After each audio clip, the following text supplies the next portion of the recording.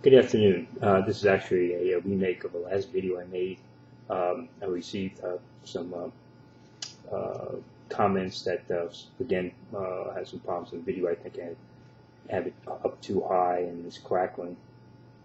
And this is going to be a video dealing with the Masoretic text versus the King James Bible. Masoretic text is an individual known before as Ancient Hebrew, and he's put up a new channel. And his view is that he can change the King James Bible. And of course, what he wants you to believe is that he's smarter than the King James translators.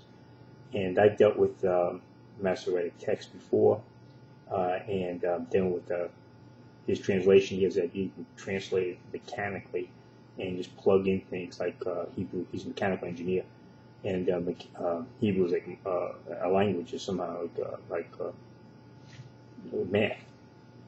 And you can just add things in and just put them in, and don't have to worry about the context and construct them out sensum and such things as this.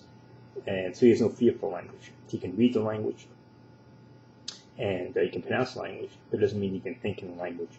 I'm going to read from a book here called How Biblical Languages Work, and talking about this. And this is the problem. People have an idea that when someone gets up there like Masoretic text or brainality, someone gives an appearance that they know something about the language, can read it a little bit, that this impresses people and think, oh, they must know the language. With understanding language and being able to translate a language and being able to read are two different things. You have to be able to think in a language. And this is what the King James translators were able to do. And this individual is unable to do that. And I'll read some problems here that he wants to kind of avoid and understanding how the language works. He says, the writer here, how can a word have more than one meaning? Words normally have more than one meaning. The specific meaning of the word depends on its context. So when he says the King James Bible is incorrect, what he has to prove is the translation. The word, to prove it incorrect, it can't be translated that way. If the word can be translated that way, then it's an issue of context, and that's where the disagreement comes in. Page 165, the writer says here, before we conclude this section, we need to reflect on some bad habits that people have when they study Hebrew and Greek words. James Bond, in his pioneering work on biblical semantics, referred to the error of illegitimate totality transfer. Many word studies appear to promote the view that words mean every part of their meaning in all context. Thus, the head of the office will in some ways still have a little head, quote-unquote, meaning as well as the secondary sense of being in charge.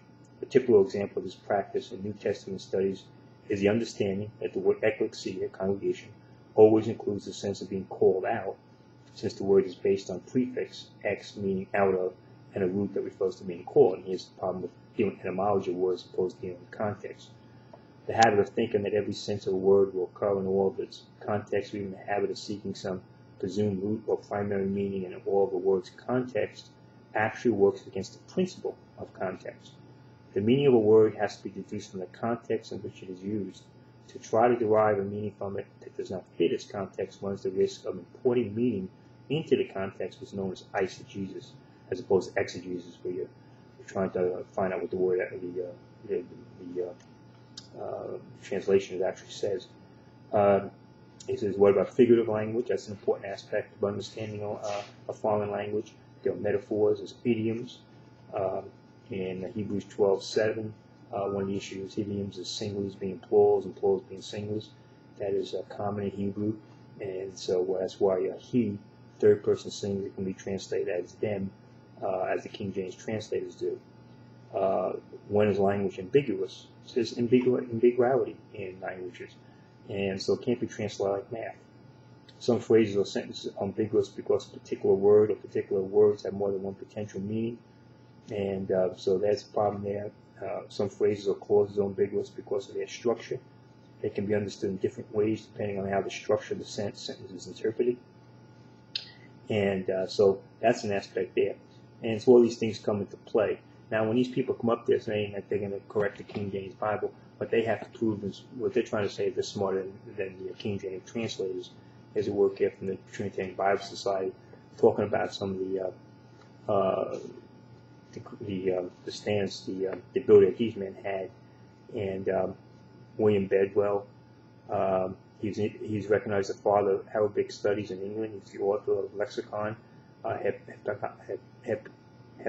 Heptagoton, 7 folio volumes, includes Hebrew, Syriac, Chaldean, and Arabic. He commenced a Persian dictionary and Arabic translation of the Epistles of John, which are now found among the wild manuscripts in the Bolin Library. Another individual had first-hand, such as Adrian Salveria. He had Spanish descent and his first-hand knowledge of local Spanish and Dutch scholars. He was also proficient in Hebrew. One individual, Boyce, he was reading the Hebrew Bible at the age of 5. Many of these individuals, one guy here, Dr. Lawrence Chaldean, acquired a great reputation as a Latin, Greek, and Hebrew scholar. Was also proficient in French, Spanish, and Italian. Among the treasures of Emmanuel College is a Hebrew Bible with his annotations providing evidence of his rabbinical learning. For 50 years, he was afternoon lecturer in the St. Clement's, Cambridge, and 40 of the clergy said that they owed their conversion to his preaching. Francis Dillingham was an excellent linguist and settled disputes. Thomas Harrison, noted Hebrewist and chief examiner in Hebrew. Edward Library, he enjoyed a reputation of acquaintance with the Oriental languages unequal at that period. And so it goes on, all these guys here at the translators. Dr. Richard Brett, well-versed in classical and Eastern languages, Latin, Greek, Hebrew, Chaldean, Arabic, and Ethiopic. So these are the individuals that they want you to believe that they're smarter than.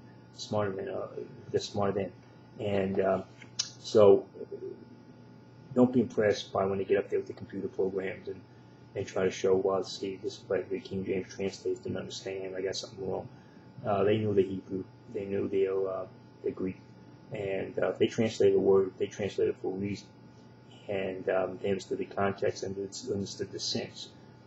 So these guys will get up there and they'll seem impressive to you because they can pronounce the Hebrew, or they have the computer skills to go in there and say, wow, look at this, and so attempt to deceive you by what appears to be a knowledge.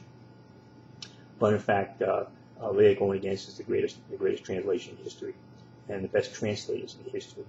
And so when they get up there and say they're smarter than the King James Bible translators, remember what they're saying.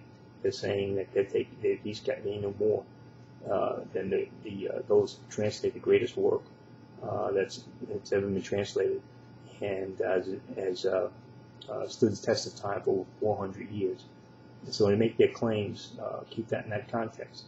That the King James translators were in fact the greatest assembly of translators that ever assembled together in one place and produced the greatest work, the greatest translation in history. That's what they're taking on. That's who they're claiming they're smarter than of, and so people's Masoretic text and brain alley and the rest. So keep that in mind when they make these claims. And every translation, every word of the translation of the King James Bible can be defended, explained in some way due to the context of sense.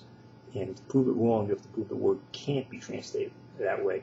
Not that they don't like the translation or they prefer another translation, but it can't be.